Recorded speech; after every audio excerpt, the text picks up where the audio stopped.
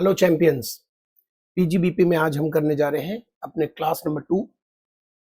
पहली क्लास में हमने यहां तक कंप्लीट कर लिया था सेक्शन 35 सीसीडी तक, और उम्मीद करता हूं कि आपने हैंड टू हैंड से याद भी कर लिया होगा, क्योंकि याद करना बहुत जरूरी है प्रोविजन को समझने के बाद। अगर आप समझ नहीं पा रहे हैं फिर रट रहे हैं, उसका कोई फायदा नहीं। लेकिन समझने के बाद अगर आप याद नहीं करेंगे एग्जाम के लिए तो बिल्कुल ही बेकार हो जाता है, आपकी मेहनत पूरी बेकार हो जाती है, मेरी मेहनत भी बेकार हो जाती है। तो आपको याद करना है अच्छे से। पीजीबीपी कितना इंपॉर्टेंट है ये बताना जरूरी नहीं है, क्योंकि हर कोई जानता है इस बात को। और शुरुआत हो गई है, पहली क्लास मैंने करवा दी है जिसमें मैंने लगभग 11 एक्सपेंडिचर्स के बारे में डिस्कस किया है। कौन कौन से खर्चे हमारे अलाउड होंगे, जैसे कि सेक्शन 37(1) किया है, उसके बाद 35D किया प्रिलिमिनरी एक्सपेंडिचर, सेक्शन 30 बिल्डिंग के रेस्पेक्ट में, 31 प्लान मशीनरी फर्नीचर के रेस्पेक्ट में, 35 डबल अमेलगमेशन DA VRS के रेस्पेक्ट में जिसमें एक्चुअल पेमेंट बहुत रिक्वायर्ड था। इसके बाद डोनेशन को हमने एक बड़ा डायमेंशन दिया कि डोनेशन आपको अगर दिया जाए, ओवरऑल डोनेशन को हमने डिस्कस किया कि P&L अकाउंट में आपको डोनेशन दिखा तो आप क्या ट्रीटमेंट करोगे। अगर वो रिसर्च से रिलेटेड है या गांव के विकास, शहर की गरीबी वाले फंड से रिलेटेड है, उसे वहीं छोड़ दो, अलाउड कर दो। उसके अलावा जो भी डोनेशन है डिसअलाउड करो। फिर ये चेक करो कि क्या वो डोनेशन 80G में कवर्ड होता है या GGB GGC में कवर्ड होता है। अगर हाँ तो GTI से उसे घटाओ, अदरवाइज जो डिसअलाउड है वो डिसअलाउड ही रह जाएगा। उसके बाद आपने R&D के एक्सपेंडिचर के बारे में डिस्कस किया, रिसर्च एंड डेवलपमेंट के। In house research after commencement as it is पूरा का पूरा अलाउड है, जमीन छोड़ दीजिए। Capital expenditure, revenue expenditure before commencement अगर आपने करा तो 3 साल के अंदर का अलाउड है। कैपिटल एक्सपेंडिचर में जमीन छोड़ दीजिए, बाकी सब अलाउड है। रेवेन्यू एक्सपेंडिचर में सिर्फ रॉ मटेरियल सैलरी अलाउड है, सैलरी में सिर्फ मॉनेटरी अलाउड है, रॉ मटेरियल सैलरी भी जितना अप्रूव्ड होगा उतना अलाउड है। इस तरीके से आपको प्रॉपर याद होना चाहिए। ऐसा ना लगे कि यार ये तो कंफ्यूजन हो गया, इतना सारा प्रोविजन है। कुछ भी नहीं है आपके लिए, आप अगर चाहें एक बारी तो कर सकते हैं, कुछ भी नहीं है। जब मैंने 1 घंटे में आपको 11 प्रोविजन समझाए तो आप उसको तो 15-20 मिनट, आधे घंटे लगाकर अच्छे से याद कर सकते हो। रिसर्च के एसेट हमने खरीदे अगर 20 लाख में, पूरा का पूरा P&L में डेबिट कर दिया, बाद में उसका यूज नहीं है, अब उस एसेट का कोई यूज नहीं है, बाहर हम बेचना चाहते हैं। मैंने अगर 20 लाख के अंदर अंदर में बेचा तो वो पूरा पीजीबीपी। अगर मैंने 24 लाख का बेचा तो 20 lakh PGBP, 4 lakh capital gain. Period of holding पे डिपेंड करेगा, लॉन्ग टर्म शॉर्ट टर्म। उसके बाद अगर यहाँ मन में ये आपके आता है कि सर ये डेप्रिशिएबल एसेट है और इस पर शॉर्ट टर्म ही आना चाहिए, तो मैं आपको याद दिला दूं, जो ब्लॉक में डेप्रिशिएबल एसेट होते हैं, जो डेप्रिशिएबल एसेट होते हैं जिस पर डेप्रिशिएशन चार्ज करते हैं, इस पर हमने डेप्शन नहीं चार्ज किया, पूरा का पूरा पीरियड में डेबिट कर दिया। जिस पर हम डेप्रिशिएशन चार्ज करते हैं वो हमेशा शॉर्ट टर्म लेकर आता है, चाहे वो ब्लॉक वाला हो या स्ट्रेट लाइन मेथड वाला हो। ये नहीं, यहाँ पर पीरियड ऑफ होल्डिंग देखेंगे, नए प्रोविजन में 24 महीने देखेंगे, पुराने प्रोविजन में 36 महीने देखेंगे, 36 मंथ। नए प्रोविजन समझ गया, 23 जुलाई 2024 ऑनवर्ड्स। अगर हम रिसर्च के एसेट को बेचने के बजाय बिजनेस में यूज करें तो ब्लॉक में ऐड कर दीजिए उसकी वैल्यू 0, क्योंकि पूरा आप डेबिट कर चुके हो। सिंपल प्रोविजन है, आप चाहेंगे तो कर लेंगे। और यही वो समय है जहां पर आपको मोटिवेशन की जरूरत है। कैपिटल गेन हो चुका है, पीजीबीपी के बाद क्या बचेगा डीटी में? IFOS इंपॉर्टेंट है, TDS मोस्ट इंपॉर्टेंट है, ITR एडवांस टैक्स हल्का है, आसानी से हो जाएगा। बचा ही क्या है आपके पास? बाकी सब आप कर चुके हो। असेसमेंट ऑफ इंडिविजुअल के क्वेश्चंस करने रह गए जिसको असेंबल्ड करेंगे, लेकिन उसके लिए आपकी तैयारी अच्छी होनी चाहिए। जब हम असेसमेंट ऑफ इंडिविजुअल के क्वेश्चन को असेंबल्ड करेंगे वहां पर आपकी तैयारी बहुत अच्छी होनी चाहिए, नहीं तो ऐसा लगेगा कि मैं क्वेश्चन कर रहा हूं, आप सिर्फ उसे देख रहे हो। तो दोस्तों, समय अब नहीं रहा एग्जाम के लिए, इसलिए अब आप डिले नहीं कर सकते, अब आप आलस्य नहीं दिखा सकते, आपको बस लग जाना है। पुराना कोई भी टॉपिक अगर आपने वीडियो नहीं देखी है उसको जल्दी से जल्दी देखिए। ये अटेम्प्ट आपका है, इस अटेम्प्ट को निकालना है। इधर उधर मन भटक जाता है, कई बार लगता है कि ये वीडियोस सर करा तो रहे हैं, पता नहीं कितना रेलिवेंट है, कितना जरूरी है। मन में ऐसे 50 सवाल आते हैं, याद कीजिए हमने शुरू क्यों किया था। जैसे ही आप ये याद करेंगे हमने शुरू क्यों किया था, हमारा रिजल्ट नेगेटिव आ गया। उसके बाद सर आए, सर ने कहा कि हम एक बैच अनाउंस कर रहे हैं सबके लिए, और बहुत मेहनत किया सर ने भी। ये सब अगर आप याद करोगे तो बस फटाफट सब फिर से जोश आ जाएगा और फिर से आप आ जाओगे वीडियो देखने के लिए। पूरे वीडियो को कंप्लीट करो, पूरे वीडियो को कंप्लीट करो। क्वेश्चन आंसर जैसे जैसे मैं करा रहा हूं, जितना इंपॉर्टेंट क्वेश्चन है करा रहा हूं, उसको करते जाओ और निश्चिंत रहो, इधर उधर मत भटको, मत सोचो कि हम ये भी कर ले वो भी कर ले। आपको बस जो मैं करा रहा हूं वो करके जाओ, बढ़िया होगा। ठीक है, तो मैंने ये भाषण क्यों दिया, आपके 5 मिनट क्यों खराब किए? 5 मिनट में रिवीजन भी कराया, इसलिए क्योंकि ये समय है जहां आपको जोश की बहुत जरूरत है। बाकी समय में मैंने कभी आपको जोश नहीं दिलाया, मोटिवेट नहीं किया, क्योंकि असली मोटिवेशन नॉलेज से आती है। असली मोटिवेशन जो देसी मोटिवेशन है, और वो ऊपर के आर्टिफिशियल मोटिवेशन वो तो खैर किसी के भाषण से आ जाता है, थोड़े समय के बाद चला जाता है। बट यहाँ पर आपको एक स्टार्ट की जरूरत है कि यार ये लगता है कि हम, हाँ सही कह रहे हैं सर, थोड़ा सा लगता है कि हम थक गए हैं, ऐसा फील कर रहे हैं कि क्या अभी देखें, पूरे दिन भर में 1 घंटे का वीडियो सर डाल रहे हैं। मैंने आपको बोला है, मैं कोशिश कर रहा हूँ कि पुराने वीडियो जो मैंने अभी डाले हैं, पुराने जो भी चैप्टर्स के वीडियो डाले, उसको असेंबल्ड करके एक वीडियो में कन्वर्ट करके दोबारा डाल दूँ, ताकि आपको बार बार वो वीडियो बदलना ना पड़े। एक बार आपने स्टार्ट किया और फटाफट निपटा दिया। कोशिश कर रहा हूँ, लेकिन समय आप भी जानते हो कि समय की थोड़ी सी कमी रहती है, तो जैसा भी होगा जल्दी से जल्दी हम करने की कोशिश करेंगे। लेकिन आपके पास एग्जाम से पहले सफिशिएंट टाइम होगा और ये रिवीजन साथ में हो रहा है, इसमें कोई टेंशन की बात नहीं है। चलिए अब आते हैं हम क्लास स्टार्ट करें, ये भी जरूरी है। अब आते हैं हम सेक्शन 35 AD। इसमें खास बात यह है, वैसे इसमें नहीं और भी चीजों में खास बात है। आपने लास्ट क्लास जो देखा है उसके साथ साथ आपको बताते रहना पड़ेगा मुझे कि अगर आप न्यू टैक्स रिजीम में आए तो अभी तक ऐसे कितने सेक्शंस आपने करे हैं जो सिर्फ ओल्ड को मिलेगा, न्यू को नहीं मिलेगा। एक तो आपने किया है रिसर्च का डोनेशन, इन हाउस रिसर्च नहीं, वो न्यू ओल्ड दोनों को मिलेगा, रिसर्च का डोनेशन अभी तक में जो किया आपने।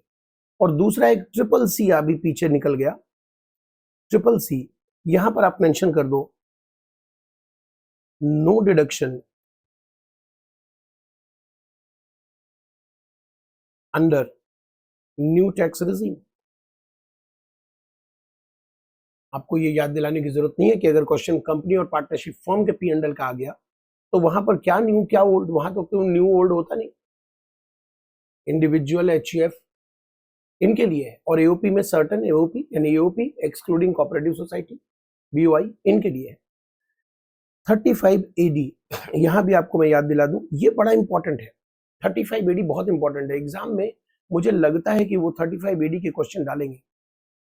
उम्मीद है कि इस बार क्वेश्चन वो 35 AD के डालेंगे, इस अटेम्प्ट नहीं तो अगले अटेम्प्ट। क्यों क्यों इंपॉर्टेंट है? क्योंकि कुछ स्टूडेंट्स को अगर ये याद नहीं रहा कि 35 AD न्यू टैक्स रिजीम में नहीं मिलता तो वो गलत कर देंगे। मैं लिख देता हूं, नो डिडक्शन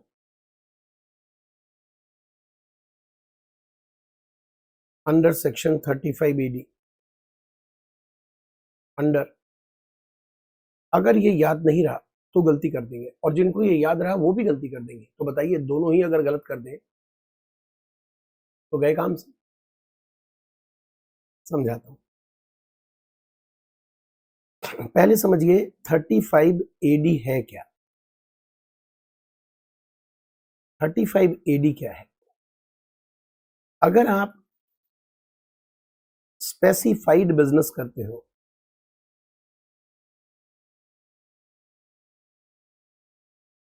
तेरह प्रकार के स्पेसिफाइड बिजनेस, अगर आप स्पेसिफाइड बिजनेस करते हो, अच्छा जी, स्पेसिफाइड बिजनेस करते हो और आप चाहते हो कि आप 35 AD ऑप्ट करो, क्योंकि ये ऑप्शन पर है, आप मना करना चाहो मना कर दो, मत लो 35 AD।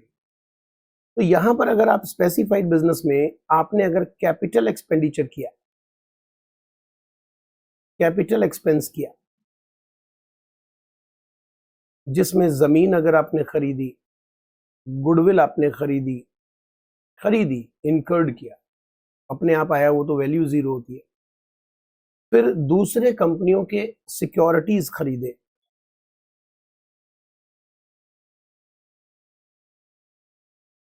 फाइनेंशियल इंस्ट्रूमेंट्स हम बोल रहे हैं। तो अगर आप देखिए ओल्ड टैक्स रिजीम में हो, न्यू टैक्स रिजीम आपको नहीं चाहिए, आपने ओल्ड ऑप्ट कर लिया है, ओल्ड टैक्स रिजीम में हो, और उसके भी दो ऑप्शन है। आप 35 एडी ऑप्ट करते हो,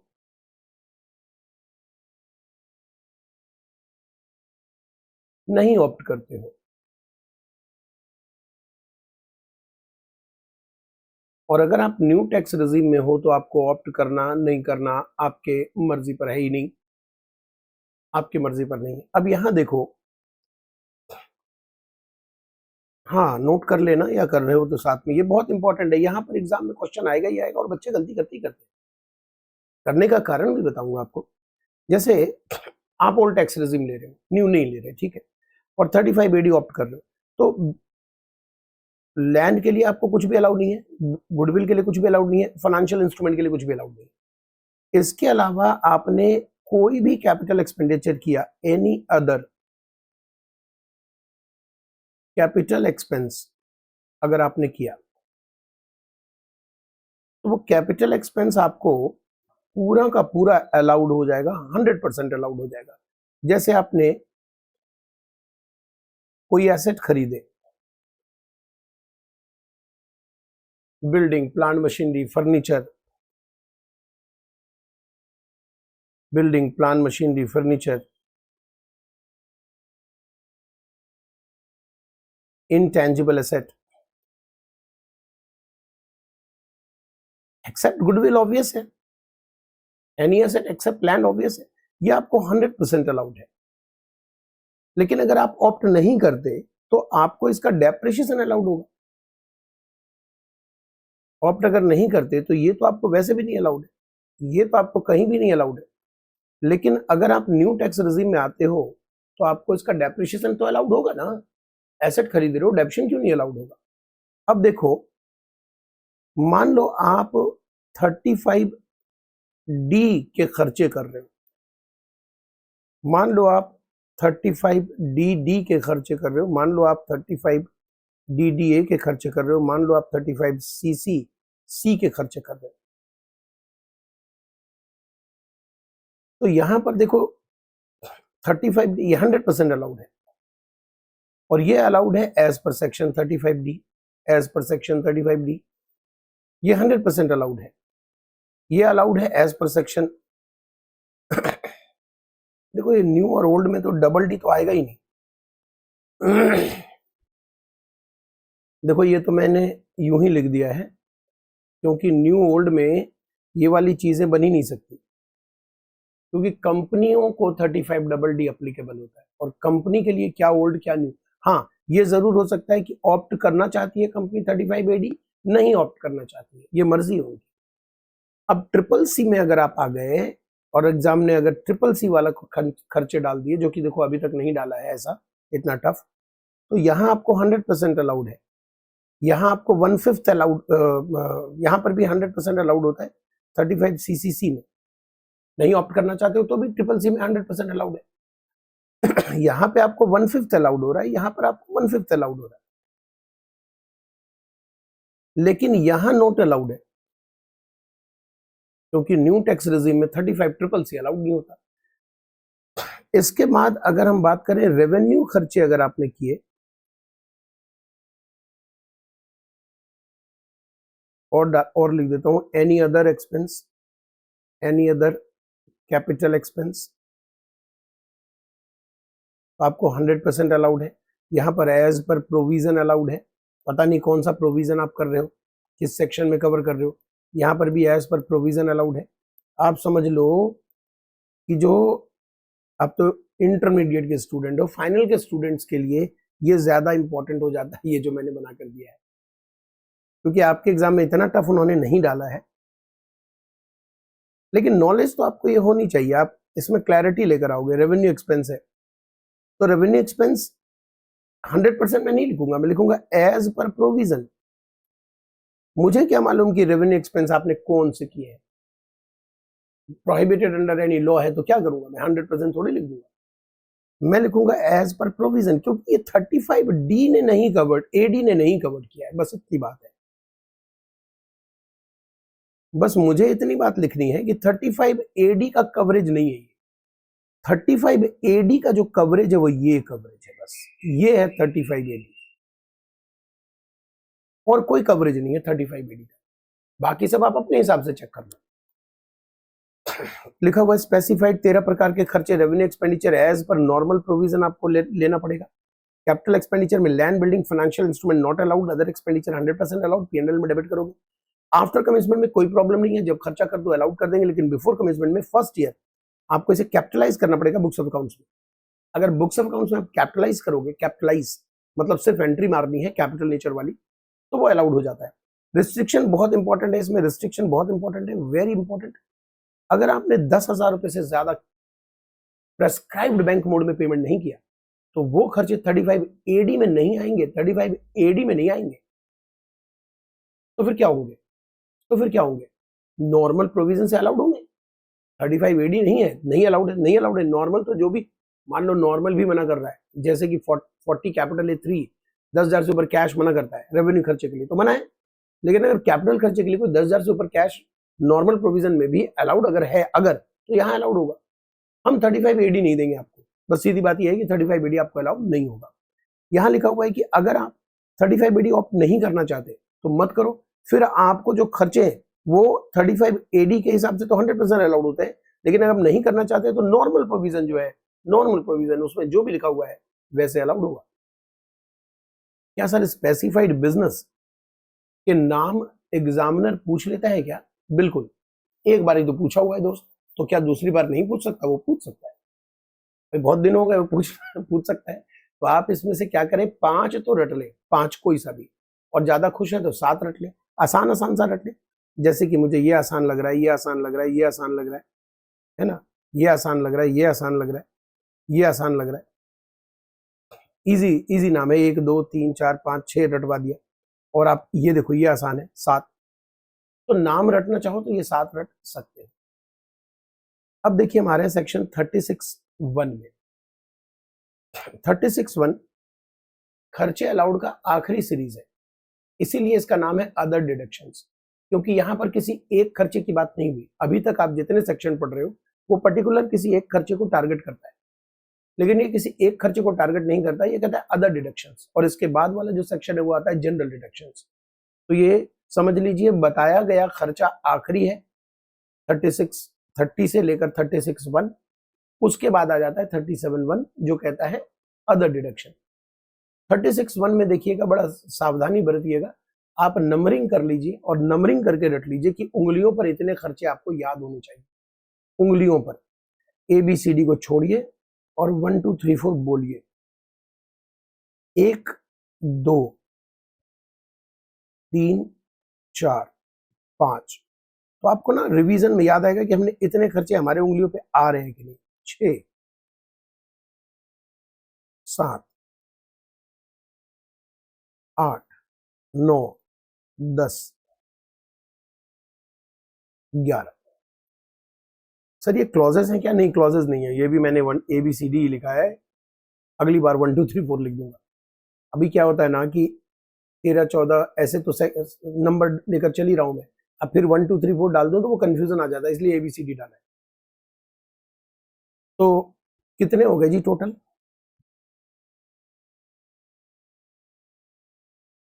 11। चलिए 11 से शुरू करते हैं। STT और CTT, अगर आप शेयर को ट्रेडिंग की तरह रखते हो, बेचने के लिए रखते हो, ट्रेडर हो आप, और कमोडिटी के ट्रेडर हो आप, तो आपको CTT अलाउड होगा, और अगर सिक्योरिटीज के ट्रेडर हो आप तो आपको STT अलाउड होगा। देखिए STT तो शेयर बाजार है, समझे, तो शेयर बाजार में तो आपको STT अलाउड होता है, ये बात तो जेन्युइन है, समझ आ गई। लेकिन CTT जो है वो कमोडिटी बाजार है, MCX।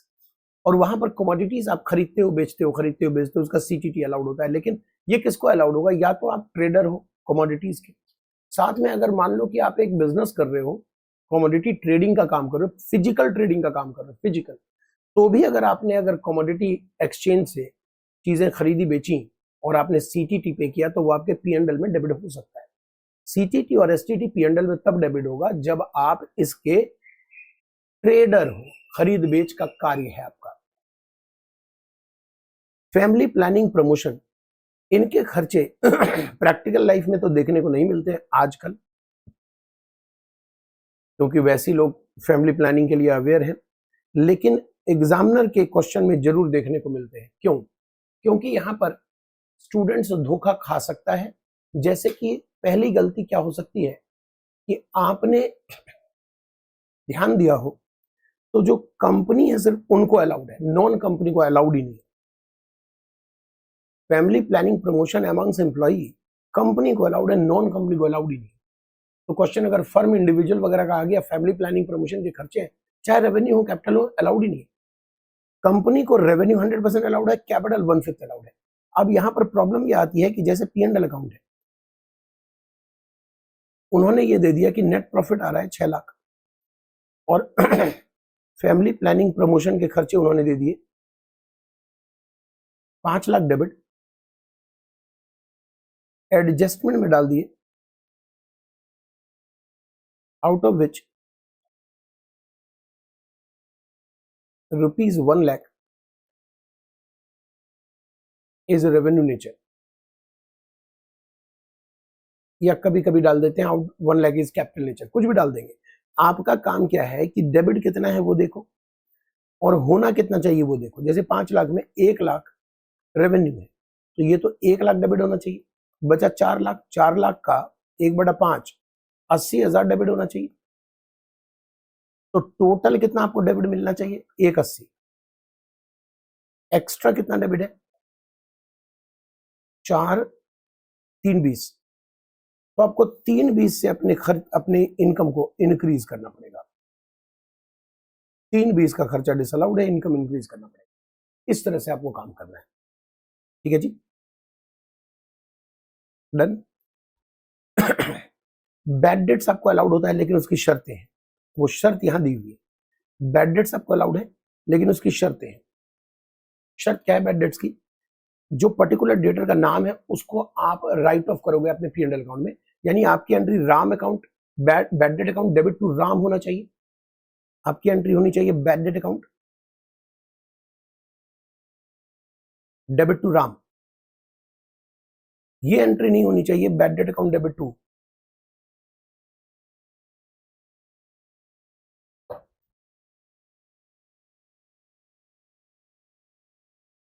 Bad debt account debit to debtor, ये एंट्री नहीं चलेगी। पर्टिकुलर डेटर का नाम राइट ऑफ होना चाहिए। दूसरी चीज, आपका डेट यानी आपका राम जब उधार लेकर गया था तो वो अमाउंट, जो उधार का अमाउंट है, वो आपकी पीजीबीपी इनकम बनी हो यानी पीएनएल में क्रेडिट हुआ हो। ये नियम लागू नहीं होता किसके लिए? मनी लैंडिंग के लिए।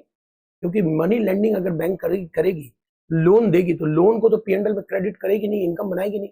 लोन के ब्याज को इनकम बनाएगी, लोन तो ब्याज की, लोन तो इनकम नहीं बनता। तो इसके लिए मनी लैंडिंग का बिजनेस है तो सेकंड कंडीशन की जरूरत नहीं है, सिर्फ फर्स्ट फुलफिल करना है।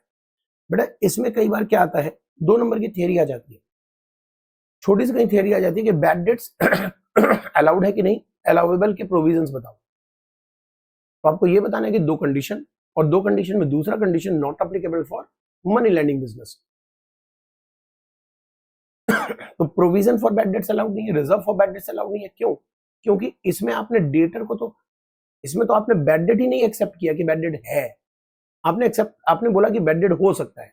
रिजर्व फॉर बैड डेट्स और प्रोविजन फॉर बैड डेट्स का मतलब क्या है? बैड डेट्स हो सकता है, तो ये तो अलाउड ही नहीं होगा। प्रॉपरली क्वेश्चन में अगर बैड डेट लिखा है तो वो अलाउ कर दीजिए। Provision for bad debt, reserve for bad debt allow नहीं होगा, बैड डेट अलाउ कर दीजिए। और अगर उसके बारे में कुछ एक्स्ट्रा इंफॉर्मेशन लिखी है तो उसको कंसीडर करके आप ये कंडीशन चेक कर सकते हो। अदरवाइज प्रैक्टिकल क्वेश्चन में इस कंडीशन को कहीं चेक करने की जरूरत नहीं पड़ती है। एनिमल के खर्चे, जानवर आपने खरीदा, जानवर आपने बिजनेस में यूज किया, ये तो पहली शर्त है, बिजनेस में यूज करना पड़ेगा।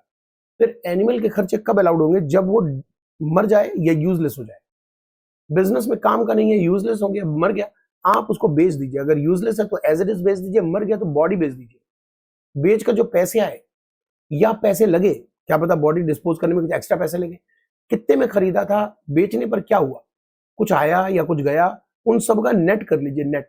और net amount will be debited in the year of death या यूजलेस। जब यूजलेस हो गया उस ईयर में या डेथ हो गई उस ईयर में आप डेबिट कर दोगे। जैसे आपने खरीदा था एनिमल 10 लाख का, बेचकर आपको 4 लाख रुपए मिले तो 6 लाख डेबिट कर दो। बेच के आपको कुछ नहीं मिला, मर गया वो, और डिस्पोज करने में 50,000 का खर्चा आ गया, तो 10 लाख प्लस 50,000, 10,50,000 डेबिट कर दो पीएनएल में।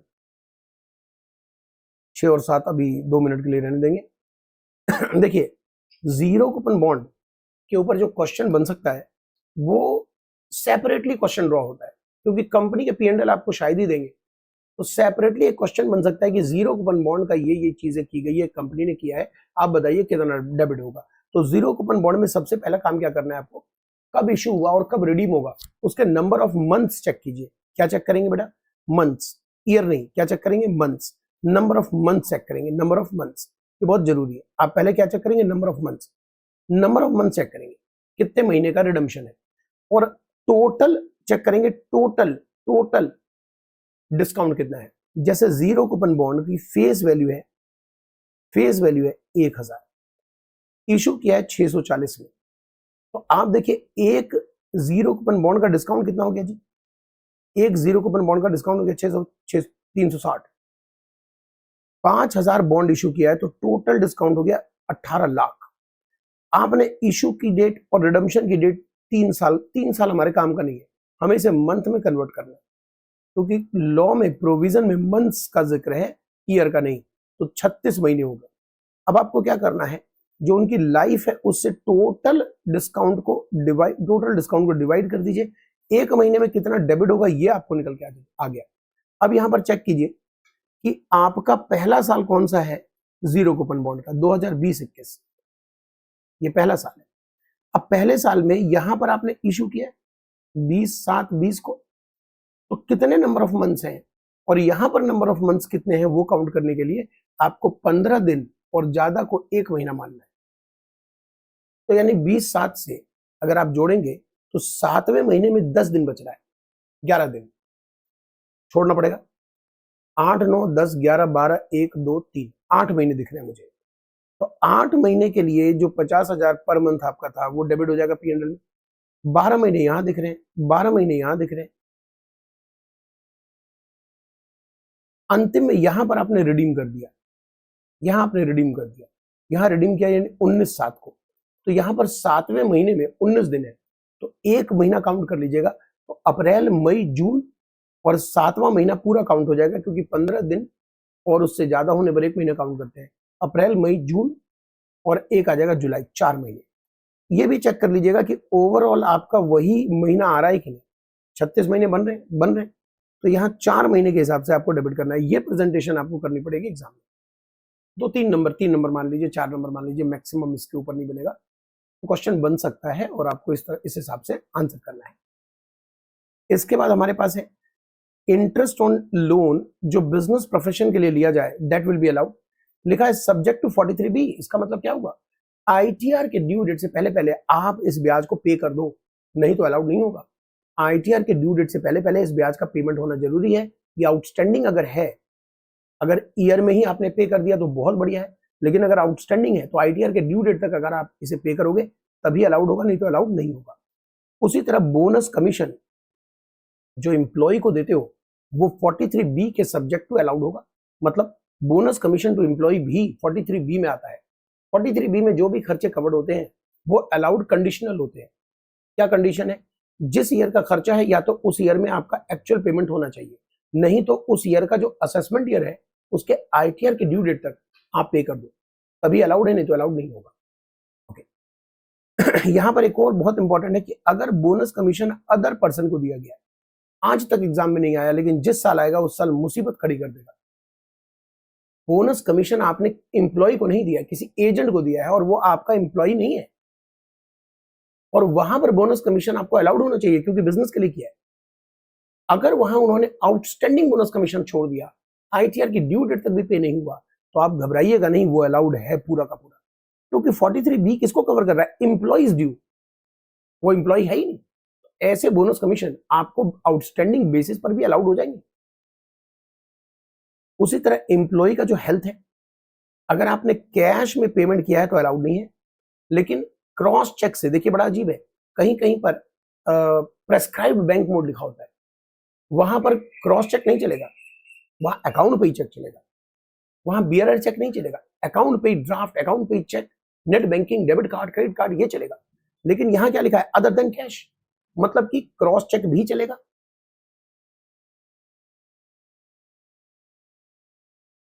बियरर चेक भी चलेगा। ये बहुत जरूरी है समझना कि ये भी चलेगा, ये भी चलेगा यहां पर। तो इंप्लॉइज हेल्थ इंश्योरेंस में अगर इंप्लॉय का हेल्थ इंश्योरेंस है, यहां अलाउड है। अगर लाइफ इंश्योरेंस है तो इस सेक्शन में अलाउड है। वर्किंग डायरेक्टर है इस सेक्शन में, लाइफ इंश्योरेंस इस सेक्शन में। लेकिन अगर इंडिपेंडेंट डायरेक्टर है, नॉन वर्किंग डायरेक्टर, तो 36(1) में तो नहीं आएगा, लेकिन 37(1) में आप इसको अलाउड कर दीजिएगा, क्योंकि उनके हेल्थ, उनकी लाइफ बिजनेस के लिए जरूरी है। लेकिन अगर पार्टनर अपनी करवा ले health insurance, life insurance, member अपनी करवा ले एओपी में, या सोल प्रोप्राइटर करवा ले, तो उनको पर्सनल खर्चे बताकर आप इसे डिसअलाउड कर दोगे। स्टॉक का इंश्योरेंस किसी भी मोड में पेमेंट किया है, जो प्रीमियम आप पे कर रहे हो, दैट विल बी अलाउड। क्या रह गया दोस्त? मुश्किल वाला रह गया है। देखिए, दो खर्चे जो आपको यहां दिखने चाहिए,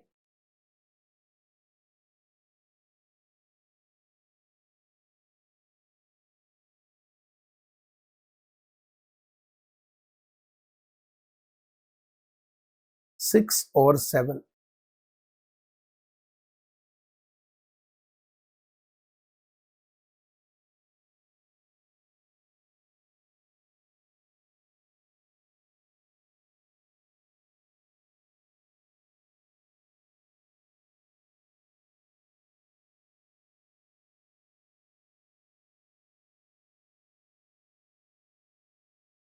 ये दो खर्चे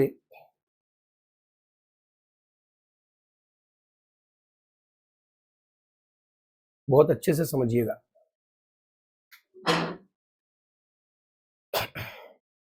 थोड़ा सा ये डेंजरस होता है, थोड़ा समझना भी मुश्किल होता है। क्लास में भी बच्चे इसको थोड़ा सा टाल देते हैं, डेफर्ड कर देते हैं कि अच्छा चलो कोई नहीं, थोड़ा बहुत नहीं भी समझ आता है, आधा अधूरा समझ लेते हैं। देखिए, आधे अधूरे से काम नहीं चलेगा, आधा अधूरा बड़ा रिस्की होता है, और एग्जाम में हम इस बार रिस्क रखेंगे ही नहीं, सब कुछ अच्छे से पढ़ के जाएंगे। यही तय हुआ है ना। अगर रिजल्ट हमारा खराब आया था तो हमने यही कसम खाई थी कि सब कुछ पढ़ेंगे और अच्छे से पढ़ेंगे, कुछ भी नहीं छोड़ेंगे, कहीं भी कमी नहीं रहेगी, अपने गलतियों को एक्सेप्ट करेंगे, क्योंकि सबसे पहली चीज है गलती एक्सेप्ट करना। अगर आपने गलती एक्सेप्ट कर ली, जैसा कि मैंने आपको फेल्योर के रीजन में बताया था, सबसे पहले वीडियो वही आया था, फेल्योर का रीजन, 5 रीजन फेल्योर के।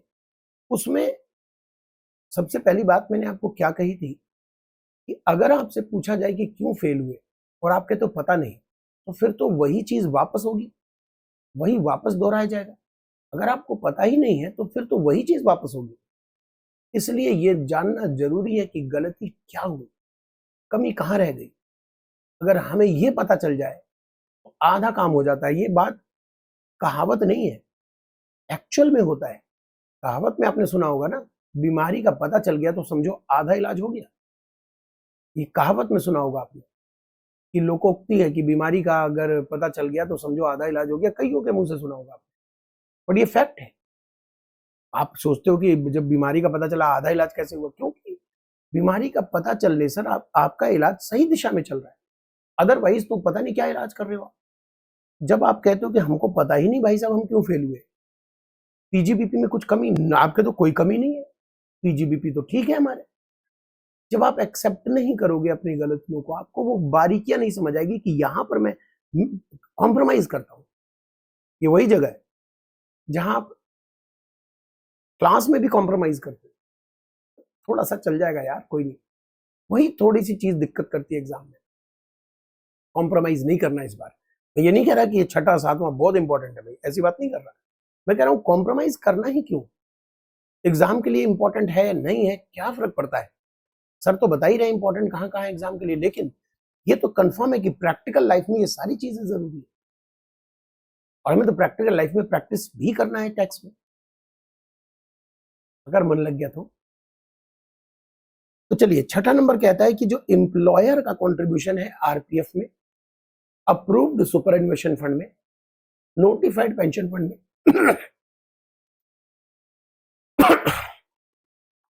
ये अलाउड है। देखिए मैं इसको इस तरीके से पढ़ाता हूं बच्चों को कि ये हमारा 6A है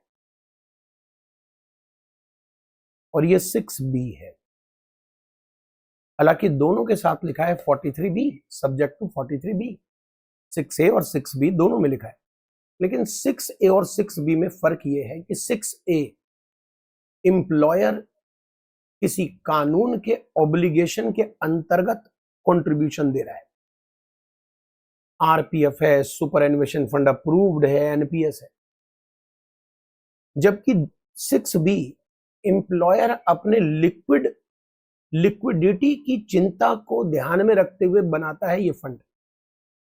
यहां पर 6A में जो फंड आपको नजर आ रहा है आरपीएफ है, एसएएफ है, सुपरएन्युएशन फंड एनपीएस है, यहां एम्प्लॉयर एम्प्लॉय दोनों कंट्रीब्यूट करते हैं। फिलहाल हम पॉइंट नंबर 6 में एम्प्लॉयर का कंट्रीब्यूशन डेबिट कर रहे हैं, बिकॉज एम्प्लॉय का कंट्रीब्यूशन एम्प्लॉयर का खर्चा हो ही नहीं सकता। मैं एम्प्लॉयर हूं, आप एम्प्लॉय हो, मैंने आरपीएफ में अपना कंट्रीब्यूशन दिया पूरे साल में 6 लाख रुपए, आपने भी 6.5 लाख का कंट्रीब्यूशन दिया, तो मेरा खर्चा तो 6 लाख है, 6.5 तो आपने अपने पॉकेट से दिया है, पॉकेट से नहीं दिया, आपने सैलरी से दिया है। आपकी सैलरी मान लीजिए 50 लाख है साल की, आपने 6.5 लाख रुपए कंट्रीब्यूशन दिया है आरपीएफ में, तो वो आपका आपके सैलरी में से निकाला गया पैसा है। मैं अपने पीएनएल में ये 6.5 लाख आपका 6.5 लाख थोड़ा डेबिट करूंगा, अपना जो 6 लाख मैं आपके लिए कंट्रीब्यूट कर रहा हूँ ये मेरा एक्स्ट्रा खर्चा है। 50 लाख की सैलरी दे रहा हूँ साल में, 6 लाख कंट्रीब्यूट कर रहा हूँ आरपीएफ में, तो मैं डेबिट करूंगा 50 लाख सैलरी के नाम पे, 6 lakh employer contribution to RPF के नाम पे। सेम फंडा सुपरएन्युएशन फंड अगर अप्रूव्ड है, एनपीएस उनके लिए भी है, तो 6 से अलग है जहां एम्प्लॉयर दोनों कंट्रीब्यूट कर रहा है। 6B जो यहां दिख रहा है, यहां पर सिर्फ एम्प्लॉयर का कंट्रीब्यूशन है, एम्प्लॉय का क्या लेना देना। एम्प्लॉय कहता है मैं रिटायर हुआ, मुझे ग्रेचुटी दो, आप पैसे कहां से लाओ आप जानो। एम्प्लॉयर सोचता है कि जब जब कोई रिटायर हो गया अचानक पैसे कहां से लाऊंगा, तो मैं एक फंड बना लेता हूं और इस फंड में हर साल कुछ ना कुछ डालता रहूंगा और फिर इसी फंड से मैं उनको पेमेंट करूंगा। तो आपका अगर ये fund commissioner of income tax के पास अप्रूव्ड है, तो आप जो भी इसमें डालोगे वो आपको हर साल जब जब आप डालोगे अलाउड है, डेबिट है। लेकिन याद रखना अप्रूव्ड सुपरएन्युएशन फंड में जब आप पैसा डाल रहे हो, ये अप्रूव्ड सुपरएन्युएशन फंड है, जब मैं पैसे इसमें डाल रहा हूं तो मुझे पीएनएल में डेबिट करने मिल रहा है। इसीलिए अगर मैं अप्रूव्ड सुपरएन्युएशन फंड से एम्प्लॉय को रिटायरमेंट पर पैसे निकाल के दूंगा तो ये अगेन मेरा खर्चा अलाउड नहीं होगा, बिकॉज ये ऑलरेडी डेबिट हो चुका है। अगर ये अनअप्रूव्ड ग्रेचुटी फंड है, सुपरएन्युएशन फंड नहीं, gratuity fund, unapproved gratuity fund है, मैं हर साल कंट्रीब्यूट कर रहा हूं, तो बिकॉज ये अनअप्रूव्ड है तो मुझे अलाउड नहीं है। तो अब मैं जब रिटायरमेंट पर यहां से पैसे निकाल के दूंगा तो रिटायरमेंट पर जितने पैसे मैं खर्च कर रहा हूं that will be allowed, because मैंने इसे जब डाला था, यहां पर कंट्रीब्यूशन अपना डाला था, वहां उस समय आपने मुझे अलाउ नहीं किया था बिकॉज ये अनअप्रूव्ड है। तो ये लाइन बच्चों को खटकती है कि ये क्या बात कर रहे हो आप, कि अप्रूव्ड से आप निकालोगे तो डिसअलाउड है, अनअप्रूव्ड से निकालोगे तो अलाउड है। ये बात बच्चों को खटकती है, ये बात कंफ्यूज करती है बच्चों को। लॉजिकल है, क्योंकि अप्रूव्ड फंड में जब मैंने पैसे डाले थे तो मुझे अलाउ हो चुका था, तो मैं अब इसमें से निकाल के एम्प्लॉय को पे करूंगा तो दोबारा थोड़ी अलाउ होगा।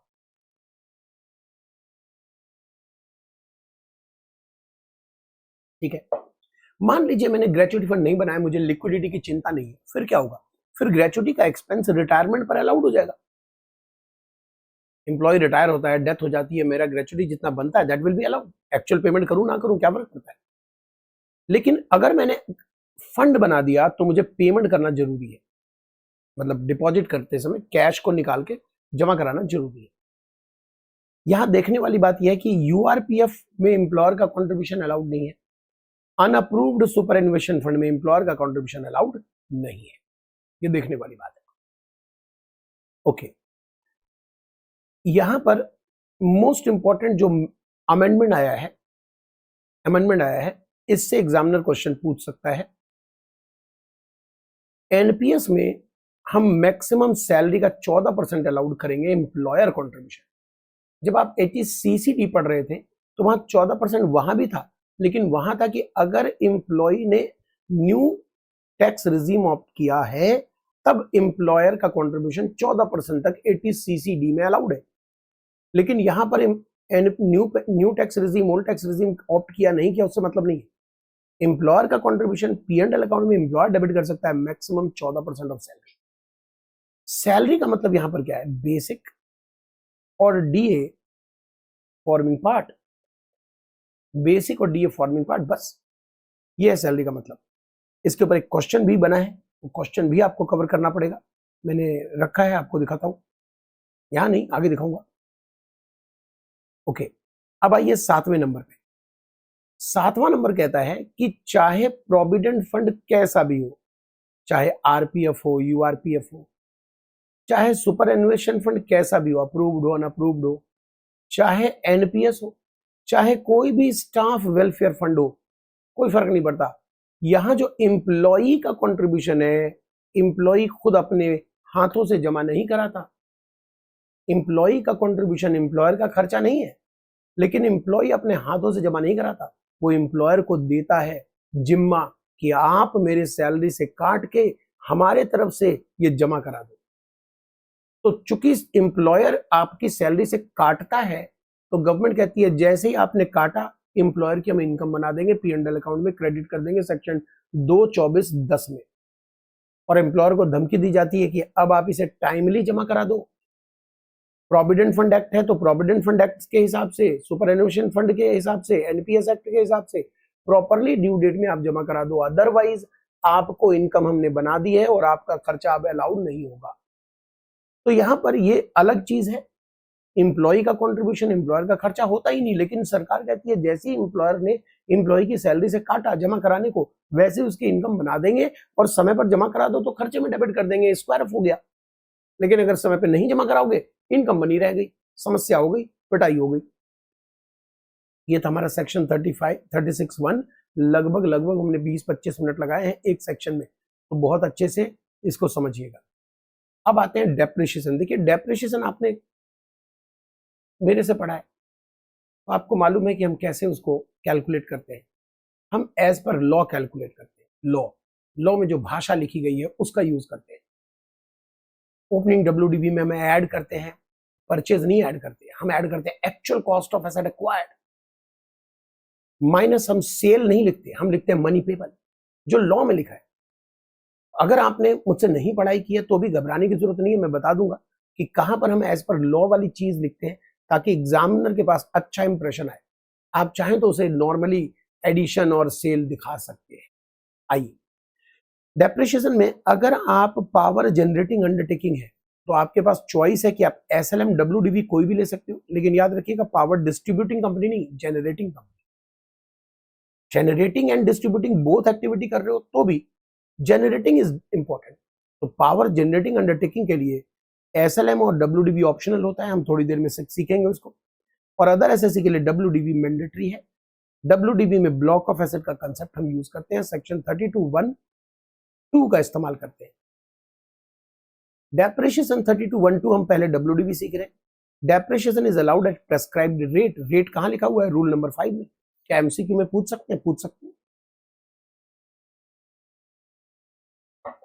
वो डाल देंगे कि सेक्शन 32 में रेट है, रूल 5 में रेट है, फाइनेंस एक्ट में रेट है, तो कुछ कुछ करके ऐसे डाल सकते हैं, आपको संभल के काम करना पड़ेगा। ठीक है जी। तो rule 5 of income tax rule में ये दिया हुआ है कि रेट क्या होगा, वहां भी शेड्यूल में रेफर है, बट एनेक्सर में रेफर है, लेकिन रूल 5 हमारा मेन सोर्स होता है। Depreciation is allowed at prescribed rate on WDV of block of asset owned by assessee and use for business, यानी एसएससी को ओन करना पड़ेगा, बिजनेस में यूज करना पड़ेगा। ये 2 कंडीशन होनी चाहिए। ब्लॉक ऑफ एसेट्स आपको 4 बनाने हैं, building, plant, machinery, furniture, intangible asset. WDV जिस पर डेप्शन निकालते हैं उसकी कैलकुलेशन 43(6) में लिखा हुआ है। जो हम फॉर्मेट लेते हैं ओपनिंग डब्ल्यूडीबी है, एडिशन, सेल, वो 43(6) है। रेट प्रेस्क्राइब्ड है। यहां पर देखिए आपको मैंने ब्लॉक के लिए बता दिया कि देखिए जो येलो कलर से हाईलाइटेड है, जिसका बैकग्राउंड येलो कलर है, ये वाला, ये बिल्डिंग है। जिसका बैकग्राउंड हरे रंग से हाईलाइटेड है, ये सब प्लांट मशीनरी की वैरायटी है। और ये फर्नीचर की अलग हो गई एक वैरायटी और इंटेंजिबल की अलग वैरायटी हो गई। कहीं भी 40 के ऊपर तो डेप्शन अलाउड है ही नहीं। तो अगर आप न्यू टैक्स रिजिम में एक कंडीशन पढ़ते हो कि डेप्शन 40 के ऊपर नहीं मिलेगा, तो कहना कि हम देते भी कहां हैं, 40 ही है, 40 के ऊपर नहीं है। कुछ कुछ चीजें आपको ध्यान रखनी पड़ेंगी, जैसे मोटर व्हीकल अगर किराए के लिए यूज करते हो तो 30, नॉर्मल मोटर व्हीकल है 15। ठीक है।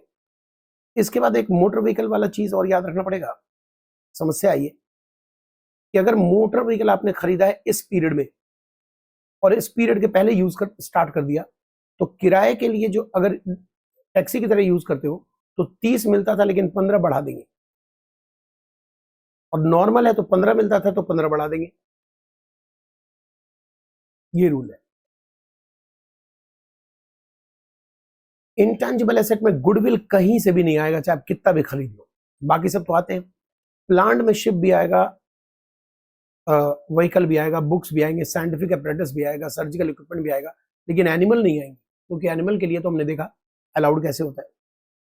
इसके बाद बिल्डिंग में रोड, ब्रिज, टनल, वेल, ये सब आते हैं, ट्यूबवेल वगैरह आते हैं। ये सब बिल्डिंग के डेफिनेशन में आते हैं। और बिल्डिंग में अगर ना पता चले तो आपको रेट लेना है कमर्शियल वाला। सिर्फ बिल्डिंग लिखा है तो कमर्शियल रेट लेना है, सिर्फ प्लांट मशीनरी लिखा है तो 15% जनरल रेट लेना है। बुक्स के लिए 40 है, कंप्यूटर अप्लायंसेस के लिए 40 है। सर क्या रटवा रहे हो आप? देखो, डेप्रेशन के रेट तो रटने नहीं चाहिए, मतलब ऐसा नहीं एग्जामिनर आपको तंग करेगा कि आपको रटना है, लेकिन फिर भी एक बारी तो गो थ्रू करना ही चाहिए। डेप्रिसिएशन मैंडेटरी है, कोई आप चॉइस नहीं ले सकते कि इस साल हम लेंगे, अगले साल नहीं लेंगे, फिर लेंगे, फिर नहीं लेंगे, ऐसा नहीं कर सकते। ठीक है। अगर आपने होली ओन किया एसेट तो डेप्शन है। अगर आपने पार्टली ओन किया है, जैसे एक एसेट के 2 जॉइंट ओनर है, कई बार होता है कि कंस्ट्रक्शन कंपनी बड़े बड़े क्रेन वगैरह खरीदते हैं, तो कंस्ट्रक्शन कंपनी 2 कंपनी मिलाकर खरीद लेते हैं कि आप यूज कर लेना, हम यूज कर लेंगे, दोनों यूज कर लेंगे मिलाकर। तो ऐसे में जिसका जितना हिस्सा है, जितने दिन यूज किया नहीं, जिसका जितना हिस्सा है, जितना पैसा खर्च किया था उन्होंने, उतने पैसे में उनका डेप्शन अलाउड होगा। जैसे मान लीजिए 2 करोड़ की मशीन है, मैं और आप जॉइंट ओनर है, आप भी यूज करेंगे, मैं भी यूज करूंगा, हमने आपस में अंडरस्टैंडिंग कर ली है। आपने 60% पे किया है, मैंने 40 पे किया है, तो 2 करोड़ का 60% 120 लाख, उस पर आप डेप्शन लो और 80 लाख पर मैं डेप्शन लूंगा। अगर एसेट खरीदने वाले ईयर में, ध्यान रखिएगा, एसेट खरीदने वाले ईयर में अगर बिलो 180 डेज है तो हाफ नहीं तो फुल रेट लगता है डेप्शन का। पहली बात तो यह है कि ब्लॉक में आप एसेट तभी ऐड करोगे जब वो पुट टू यूज होगा, लेकिन पुट टू यूज हुआ, अब आप ये चेक करो कि पुट टू यूज वाले ईयर में नहीं, पहली बार जब आपने पुट टू यूज किया उस ईयर में नहीं, जब आपने खरीदा था इसे, क्या उस साल आपने बिलो 180 डेज यूज किया? अगर हाँ, तो उस एसेट पर आधा रेट डेप्शन लगेगा, नहीं तो पूरा रेट लगेगा। मैं क्या कहना चाह रहा हूं, एग्जाम्पल से ज्यादा क्लियर करके दूंगा। देखिए, लीज कैसा भी हो, जो लीज देता है वही डेप्शन लेता है। और पार्ट परफॉर्मेंस कॉन्ट्रैक्ट का कर लिया, अगर रजिस्ट्रेशन आपके नाम नहीं हुआ है, पैसे आप दे चुके हैं, आपने व्हीकल खरीदा, आपने बिल्डिंग खरीदी, आप रजिस्ट्रेशन अपने नाम नहीं कराया, पैसे आप दे चुके, तो भी डेप्रिसिएशन आपको ही मिलेगा। देखिए, यहां पर बच्चे अगर स्टूडेंट्स मुझसे नहीं पढ़े हैं तो पहली बात तो मैं ये कटवा दूं, क्योंकि स्लम सेल वाली चीज फाइनल में है, इंटर में नहीं है। अब क्या बचा, ओपनिंग डब्ल्यूडीबी ले लीजिए ब्लॉक की। अगर मुझसे नहीं पढ़ा और आपने यहां पर पढ़ा है कि हम जो भी खरीदेंगे वो जोड़ देंगे, तो ठीक है, वो जोड़ दीजिए, वही बात सही है। मैं वो लिख रहा हूं जो लॉ में लिखा है, actual cost of asset acquired and put to use during the relevant previous year. ये ज्यादा सटीक एप्रोप्रिएट है, क्योंकि सिर्फ अक्वायर करने से बात नहीं बनेगी, पुट टू यूज भी करना पड़ेगा, तो ये बात यही मेंशन है। उसके बाद आप लेस करते हो, जितना बेचा कर दो, लेकिन मैं लिखता हूं मनी पेबल, मनी पेबल किसको? एसएससी को। मनी पेबल एसएससी के द्वारा नहीं, मनी पेबल एसएससी को, यानी मनी रिसीवेबल है ये, लेकिन वर्ड पेबल है लॉ में तो यही हम लिखते हैं, money payable for asset sold destroyed discarded along with scrap value. फिर जो बचता है वो हमारा बन जाता है WDV, इस पर हम निकालते हैं डेप्शन, क्लोजिंग आ जाता है। अगर ये फिगर नेगेटिव आ रहा है तो जीरो लीजिए, अगर ये फिगर पॉजिटिव आ रहा है लेकिन ब्लॉक के सारे एसेट बिक गए तो भी जीरो लेना पड़ेगा। बड़ा इंपॉर्टेंट है, ध्यान रखिएगा इसको, ये वाला हिस्सा बड़ा इंपॉर्टेंट है। कौन सा फिगर? ये फिगर जो आप ओपनिंग में एडिशन ऐड करते हो, माइनस करते हो सेल, वो फिगर अगर मान लीजिए नेगेटिव आ रहा है तो जीरो लीजिएगा, डेप्शन जीरो, क्लोजिंग WDV जीरो। अगर वो ब्लॉक पूरा खाली हो गया तो भी आपको क्लोजिंग WDV जीरो और वो फिगर भी जीरो और डेप्शन भी जीरो लेना पड़ेगा। कहते हैं मनी पेबल में इंश्योरेंस वगैरह अगर आपने कराया है और ऐसे डिस्ट्रॉय हो गया तो इंश्योरेंस का जो पैसा है वो मनी पेबल में यूज करेंगे। याद रखिएगा, मनी पेबल में कॉस्ट ऑफ ट्रांसफर घटाकर नहीं लेना है। मैंने एक मशीन बेची है 10 लाख की, ब्रोकरेज देना पड़ा 50,000, तो मुझे रिसीवेबल है 9,50,000, लेकिन मनी पेबल तो 10 लाख है, मुझे 10 लाख ही वहां से ब्लॉक में से रिड्यूस करना पड़ेगा। लिखा है अगर कोई एसेट आपने पर्टिकुलर ब्लॉक में ऐड किया, where any asset is acquired in particular block, it will be added in block only when it is put to use। यानी आप खरीदते हो तो तभी आप उसको ब्लॉक में जोड़ोगे जब पुट टू यूज होगा। पुट टू यूज का क्या मतलब है? क्या एक्चुअल यूज या रेडी टू यूज? देखिए, स्टैंड बाई मशीन के लिए हम लेते हैं रेडी टू यूज। अगर आपने इस्तेमाल स्टार्ट नहीं किया बट वो रेडी टू यूज है तो भी पुट टू यूज माना जाएगा, लेकिन अदर एसेट्स के लिए एक्चुअल में पुट टू यूज करेंगे तभी पुट टू यूज माना जाएगा। बहुत इंपॉर्टेंट नहीं है ये बात, लेकिन नॉलेज होनी चाहिए। अब हम आते हैं कैपिटल गेन हम कैसे निकालते हैं। कैपिटल गेन हम कैसे निकालते हैं ब्लॉक में से। ब्लॉक के कैपिटल गेन को निकालने के लिए हमें क्या करना पड़ता है? मान लीजिए ओपनिंग WDV है 60 लाख, आपने खरीदा actual cost 10 lakh, minus money payable 50 lakh, डेप्शन का रेट है मान लीजिए 20%, शिप है चलिए छोड़िए 15%, तो ये आपकी WDV आ गई 20 लाख, और 20 लाख पे आपको डेप्शन मिल जाएगा 3 लाख, और क्लोजिंग WDV आ गया 17 लाख। अब यहां पर लिखा हुआ है कि मान लीजिए ये वाला फिगर इतना ज्यादा हो जाए कि इसके और कॉस्ट ऑफ ट्रांसफर इन तीनों के जोड़ से ज्यादा हो। अगर सेल कंसिडरेशन, ओपनिंग WDV, नया खरीदा और कॉस्ट ऑफ ट्रांसफर तीनों के जोड़ से ज्यादा हो तो शॉर्ट टर्म कैपिटल गेन आएगा 51 में। तो यानी 51 में आने के लिए कंडीशन ये है कि ये वाला फिगर ज्यादा होना चाहिए, इसलिए 51 का जब भी कैपिटल गेन निकालोगे तो पॉजिटिव आएगा, बिकॉज कैपिटल गेन निकालने का पैटर्न है इसमें से इसको घटाना है। तो जब इसमें से इसको घटाओगे तो ऑलवेज पॉजिटिव आएगा, बिकॉज आपने कंडीशन रख दी कि सेल कंसिडरेशन ज्यादा होना चाहिए। 50(2) कहता है कि अगर ब्लॉक एम्प्टी है, सारे एसेट बिक गए, तो चाहे कुछ भी हो कैपिटल गेन आपको निकालना है। वहां पर पॉजिटिव नेगेटिव दोनों चांसेस हैं। यानी मान लीजिए कि 50 ही आ रहा है, लेकिन मेरे पास ओपनिंग WDV में ABC 3 एसेट था, मैंने एक एसेट खरीदा D और मैंने बेचते समय ABCD सब बेच दिया। इन दैट केस चाहे यहां पर कुछ भी आ रहा हो हम जीरो लेंगे, यहां जीरो आ जाए। अब चूंकि सारे एसेट बिक गए तो मुझे कैपिटल गेन निकालना ही पड़ेगा। कैपिटल गेन 50(2) में निकलेगा जब सारे एसेट बिक जाएंगे, 50(1) में निकलेगा जब सेल कंसिडरेशन 3 अमाउंट से ज्यादा होगा। कैपिटल गेन का फंडा क्या है, फॉर्मेट क्या है? Sale consideration minus opening WDV minus actual cost of asset acquired minus cost of transfer. Cost of transfer आपको यहां यूज करना है, तब कैप गेन आएगा, शॉर्ट टर्म आएगा, मे बी पॉजिटिव। 50(1) है तो ऑलवेज पॉजिटिव, 50(2) है तो पॉजिटिव नेगेटिव कुछ भी आ सकता है। ओके, यहां पर हम एक चीज पहले देख लें फिर इस एग्जांपल को देखेंगे। यहां पर एक चीज देख लें कि अगर मान लीजिए कैपिटल गेन आपका आ गया ब्लॉक में तो cost of transfer capital gain निकालने के फॉर्मेट में यूज हो जाता है।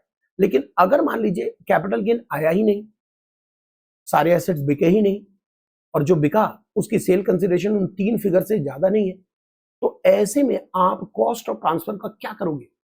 अगर कैप गेन आता तो cost of transfer cap gain निकालते समय घट जाता, अगर कैप गेन आ ही नहीं रहा तो फिर क्या करोगे? फिर आप उसे P&L अकाउंट में डेबिट करोगे। P&L अकाउंट में डेबिट किस सेक्शन में करोगे? सेक्शन 36(1) में। लेकिन दोनों जगह नहीं करोगे। अगर कैप गेन आया तो कैप गेन में यूज करो, नहीं आया तो P&L में यूज होगा। ये आप जानते नहीं थे, कुछ कुछ चीजें छूट जाती हैं। नहीं पढ़ा है मुझसे तो जानते थे, लेकिन जिन्होंने नहीं पढ़ा है वो भी तो बच्चे पढ़ रहे होंगे। अगर वो नहीं जानते थे ये हिस्सा और एग्जाम में वो चीजें आ जाती है तो आपका कॉन्फिडेंस लूज हो जाता है।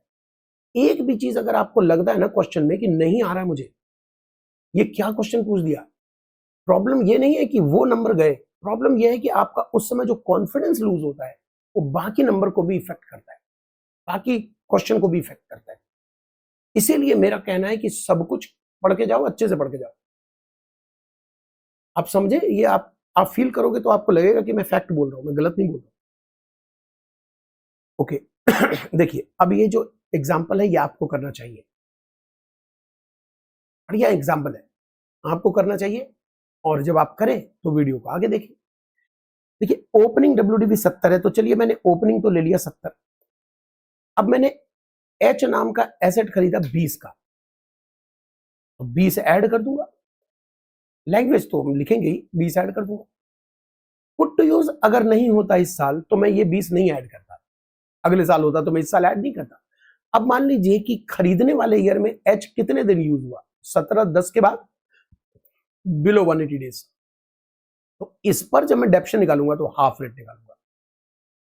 मैंने एक एसेट बेचा 10 की, दोनों साल का डेप्शन निकालना है, तो 20 जोड़ दिया, 10 घटा दिया, ये हमारा WD भी आ गया।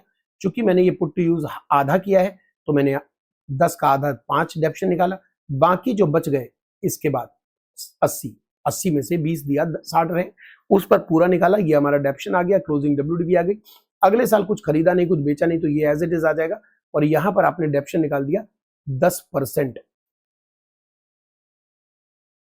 और हमारा क्लोजिंग WD भी आ गया। क्या आ गया ये? हाँ ठीक है ठीक है ओके अब कह रहे हैं कि मान लीजिए पिछले एग्जाम्पल में, एग्जाम्पल नंबर 6 में, अगर मैंने न्यू बिल्डिंग अगले साल यूज किया होता, यानी ये कह रहे हैं कि ये वाली जो बिल्डिंग है ना, ये यहां यूज की होती और ये भी बिलो 180 डेज है, तो यहां पर देखिए इस साल 24-25 में तो आपकी ओपनिंग WDV 70 रहेगी, ऐड कुछ भी नहीं होगा बिकॉज पुट टू यूज हुआ ही नहीं, माइनस 10 लाख कर देंगे तो क्लोजिंग आ जाएगा 60 के ऊपर डेप्शन निकाल के खत्म करेंगे। अब अगले साल जो ओपनिंग WDV आएगी उसमें आप ये 20 लाख ऐड कर दोगे। समस्या यह है कि क्या अगले साल बिलो 180 डेज यूज हुआ? यस। क्या इस पर आधा डेप्शन क्लेम करेंगे? नहीं, क्योंकि ये खरीदने वाले ईयर में बिलो 180 डेज नहीं है, अगले साल बिलो 180 डेज। तो 180 डेज, बिलो 180 डेज का कंसेप्ट तब लगता है जब खरीदने वाले ईयर में बिलो 180 डेज यूज करो। जानबूझकर ये क्वेश्चन ऐसा डिजाइन हुआ है कि एग्जाम में आ गया तो आप गलती नहीं करेंगे। तो देखिए यहां पर अगले साल भी बिलो 180 डेज है, लेकिन आपको नहीं करना बिलो 180 डेज यूज वाला फंडा। ओपनिंग इस साल क्यों नहीं ऐड किया आपने? क्योंकि पुट्टी यूज किया ही नहीं, माइनस आंसर आ गया, ये अगले साल का ओपनिंग आ गया। अब आपने 20 लाख का जो पिछले साल खरीदा था वो अब यूज कर रहे हो, ऐड कुछ बेचा नहीं, ये आ गया WDV फॉर डेप्शन। अब यहां डेप्शन आपको प्रॉपर पूरा क्लेम करना है। क्यों नहीं आपने बिलो 180 डेज के लिए आधा क्लेम किया? क्योंकि ये एक्विजिशन वाले ईयर में बिलो 180 डेज नहीं है। इंपॉर्टेंट था, समझ गए आप? ओके अब हम अगली क्लास में यहां से शुरू करेंगे actual cost of asset acquire के मीनिंग, तब जाकर हम क्वेश्चन को देखेंगे। थैंक यू सो मच, मिलते हैं नेक्स्ट क्लास।